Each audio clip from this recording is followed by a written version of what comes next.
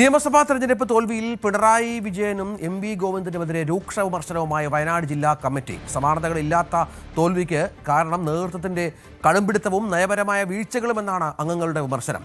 ജയരാജ് വിവരങ്ങൾ പങ്കുവെക്കും. ജയരാജ്, സംസ്ഥാനത്തുടനീളം നടക്കുന്ന ജില്ലാ യോഗങ്ങളിൽ ഇത്തരം വിമർശനങ്ങൾ ഉയരുന്നുണ്ട്. ഇപ്പോൾ വയനാട്ടിലും സമാനമായി തന്നെ പിണറായിക്കും ഗോവിന്ദനുമെതിരെയാണോ നേതാക്കളുടെ വിമർശനം?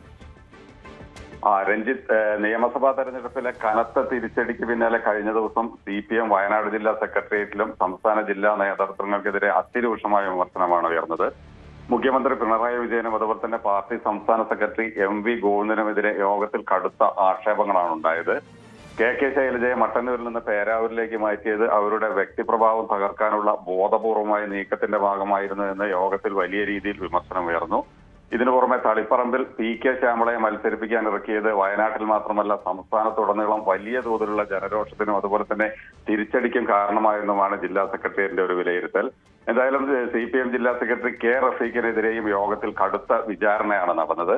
സിനിമാ താരം മമ്മൂട്ടിക്കൊപ്പം റീൽസ് എടുക്കാൻ ജില്ലാ സെക്രട്ടറി നടത്തിയ ശ്രമങ്ങൾ പാർട്ടിക്ക് വലിയ രീതിയിൽ അവമതിപ്പുണ്ടാക്കിയെന്നും നേതാക്കൾ കുറ്റപ്പെടുത്തുകയുണ്ടായി. അതുപോലെ തന്നെ കൽപ്പറ്റയിലെ UDF സ്ഥാനാർത്ഥിയായിരുന്ന T. സിദ്ദിഖിനെ LDF പ്രവർത്തകർ കൂകിയപ്പോൾ മുഖ്യമന്ത്രി വേദിയിൽ ഉണ്ടായിരുന്നിട്ടും അത് തടയാൻ തയ്യാറാകാതിരുന്നത് പൊതുസമൂഹത്തിന് തെറ്റായ സന്ദേശമാണ് നൽകിയതെന്നും പ്രവർത്തകർ വിമർശനം ഉണ്ടാക്കി. അതുപോലെ തന്നെ വയനാട് ജില്ലയിലെ നീറുന്ന വിഭാഗീയത പരിഹരിക്കാൻ സംസ്ഥാന നേതൃത്വത്തിന് കഴിഞ്ഞിട്ടില്ലെന്നാണ് യോഗത്തിന്റെ ഒരു വിലയിരുത്തൽ.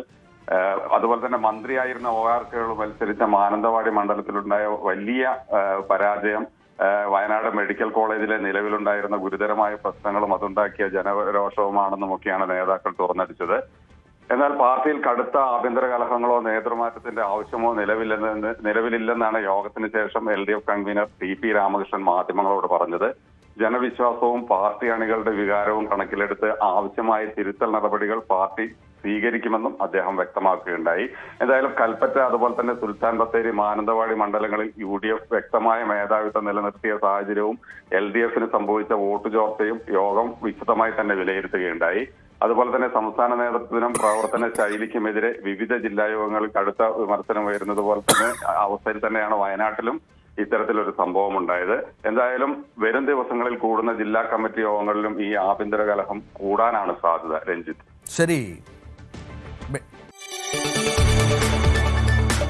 കൂടുതൽ വാർത്തകൾക്ക് News 18 Keralam YouTube channel subscribe ചെയ്യുക.